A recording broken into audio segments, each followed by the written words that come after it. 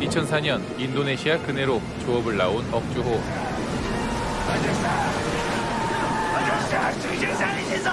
예기치 못한 기상이변에 휩쓸린 만식과 선원들은 위기에 처합니다.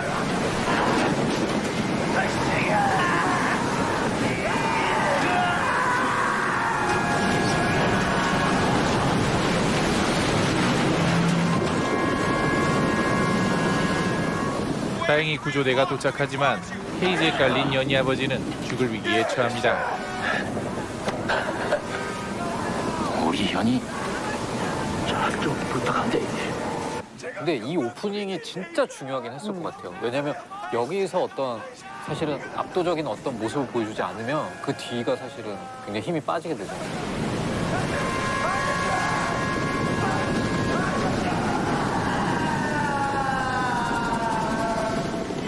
그렇게 동남아에 발생한 2004년 쓰나미로 연희의 아버지는 생을 마감했습니다. 그리고 시간이 흘러 2009년 여름. 연희야! 이게 뭐고? 집에 부실거리가 좀 남아갖고 이거 어디 놓으면 되노? 뭐하리까지 갖고 왔노? 만식은 연희 아버지의 부탁대로 연희를 곁에서 보살피며 지내고 있죠. 자, 이제 연희하고 같이 살 때 안 됐나? 내가 딱 보니까 답이 나오는데 이제 그만 싫어지. 막말로 연희 지가 아버지 죽을 때 연희 니한테 부탁했다 이거. 야너 한편 요트의 난간에 기대해 담배를 피우던 희미는 실수로 바다에 빠지는데요. 마침 그때 지나가던 구조대원 형식에게 발견되어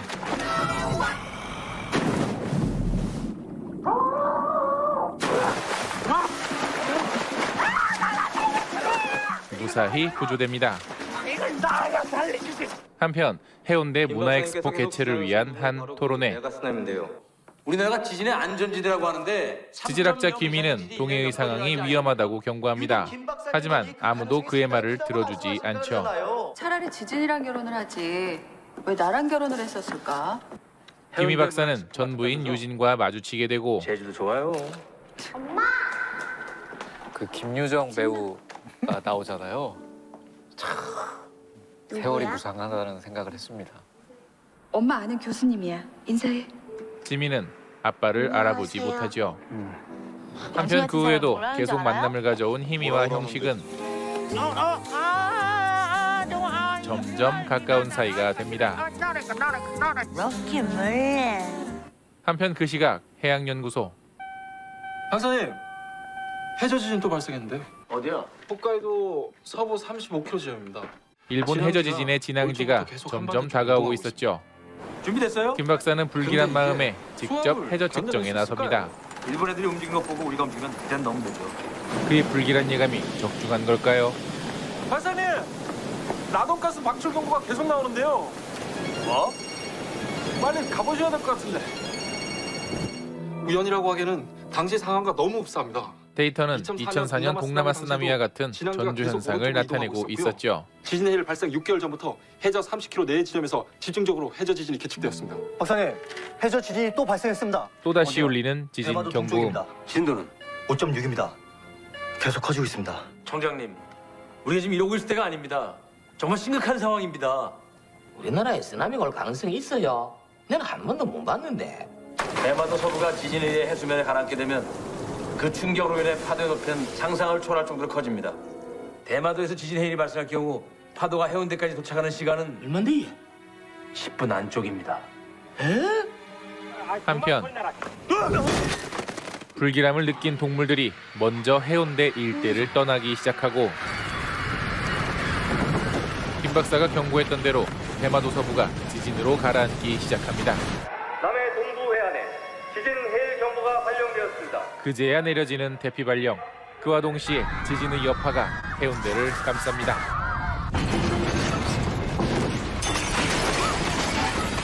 이제 쓰나미가 들이닥칠 시간까지 예상 시간 10분 안쪽입니다. 10분도 채 안 남은 상황.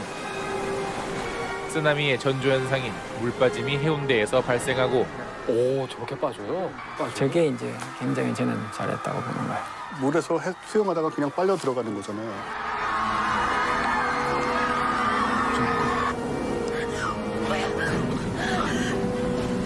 그 그 높이를 알 수 없는 거대한 쓰나미가 몰려오고 있습니다. 보고도 믿기지 않는 이 메가 쓰나미는 바다로부터 35m나 높게 지어진 광안대교 위로도 들이닥치는데요. 인명피해가 진짜 어마어마할 거예요. 이게 실제로 그렇게 일어났다는 거죠. 근데 이제 그런 아파트 주민들의 항의나 이제 신고가 있고 그러기 때문에 사실 이 외관 건물이라든가 이런 것들은 다 새로 이렇게 그래픽으로 만든 거라고 봐요. 골목 곳곳으로 들이닥치는 쓰나미. 쓰나미 장면 정말 잘 찍은 것 같아요. 이 장면.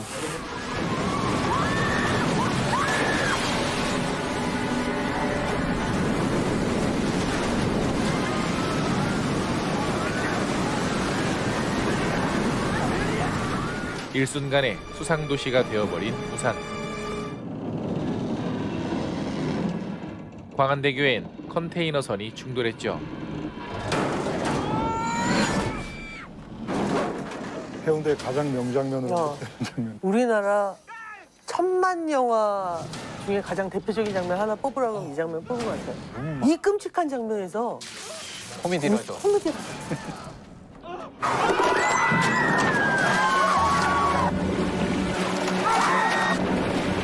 시장통 골목에서 전봇대의 의지에 겨우 살아남은 연희와 만식. 이곳에서도 위기는 아직 끝나지 않았습니다. 전봇대의 변압기가 물에 잠기려 하고 있기 때문이죠. 어렸을 때부터 물 손에 좀만 묻어 있어도 코드 하나 못 붙게 하는데 이건 진짜 이 장면도 참.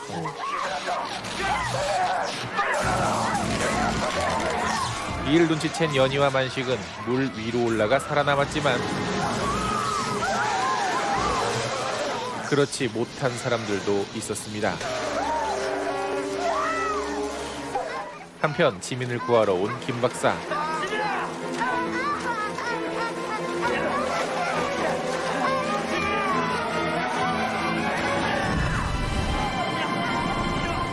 겨우 지민을 살리는 데 성공하죠.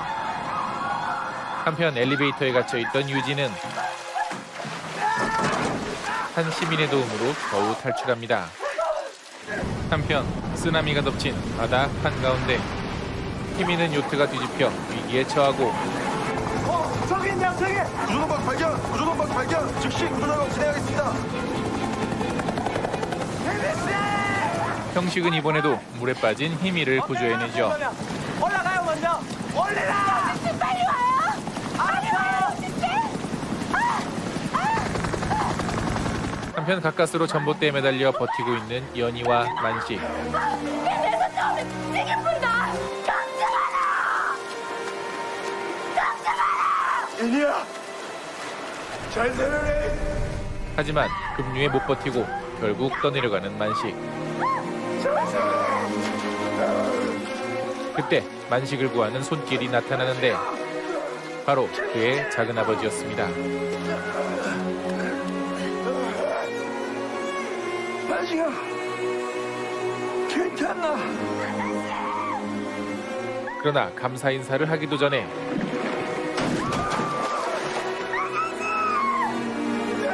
떠내려오던 간판에 맞아 휩쓸려 가버린 작은아버지. 과연 해운대를 덮친 메가 쓰나미는 언제쯤 멈추게 될까요? 인간들은 절대 막을 수 없는 자연재난. 그 보이지 않는 위협으로부터 우리를 지킬 수 있는 방법은 무엇일까? 안전불감증에 대한 메가 쓰나미급 경고.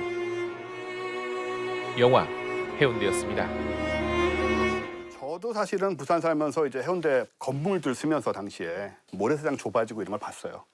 그러면서 이렇게 해운대가 이렇게 사라져가는 건가 이런 느낌도 받고 해서 아마 윤재현 감독도 자연에 이렇게 안 좋은 영향을 끼치고 또 자연이 만약에 인간의 보복을 해오면 어떤 일이 생길까 이런 정서를 가지게 될 수밖에 없는 그런 게 있었을 거예요. 박사님, 해저 지진이 또 발생했습니다. 어디야? 대마도 동쪽입니다. 이 작품에서 후반부에 닥치는 그 재난의 전조가 이제 대마도에서 해저 지진이 일어나는 그 시점인데요. 사실 거기까지 이어지는데 1시간 7분 정도의 시간이 걸리거든요. 그러니까 1시간 7분 정도까지는 쓰나미가 중심이라기보다는 이 영화 속을 가득 채우고 있는 그 여러 인물들의 이야기, 그 드라마 중심으로 쭉 이어지는 그 굉장히 영리한 선택을 했다라는 생각이 드는데요. 그러니까 초반부에 오프닝에서 그런 그 해상 재난을 일단 보여준 다음에 사실 이 해운대에서 이런 큰 재앙이 닥친다고 하는 것이 약간 조금 황당하다고 느끼는 관객들도 분명히 있을 거기 때문에 그 전까지 차곡차곡 정서를 쌓아가다가 후반부에 이렇게 몰아치는 재난을 선택한 것이 저는 굉장히 영리한 선택이었던 것 같습니다. 아, 역시 윤재균 감독님 작품이구나 싶었던 게 여러 캐릭터들이 다 생생하게 살아있고 그다음에 재난 영화라기보다는 이게 사람들의 이야기가 중심인 드라마에 가까운 것 같아요.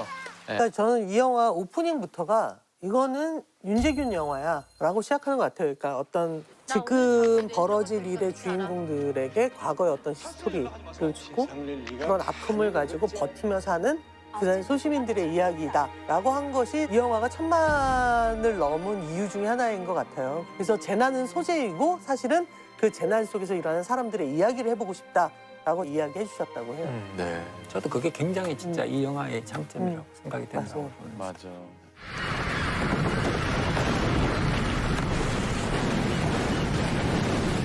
이게 개봉한 지 한 10년 정도 된 영화 같은데 CG가 굉장히 뛰어난 것 같아요. 특히 거대한 쓰나미가 몰려오는 모습에서 위압감이 엄청난 것 같거든요.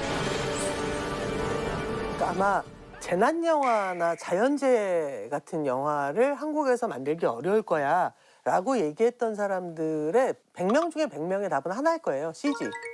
윤재균 감독도 그 CG를 어떻게 구현할 것인가 고민을 했는데 그래픽 중에서 가장 까다롭고 어려운 게 물이라고 하더라고요. 어려운 것 중에 하나가 물인데 사람들이 불가능한 거 아니야? 라고 했던 걸 해낸 영화이기도 합니다.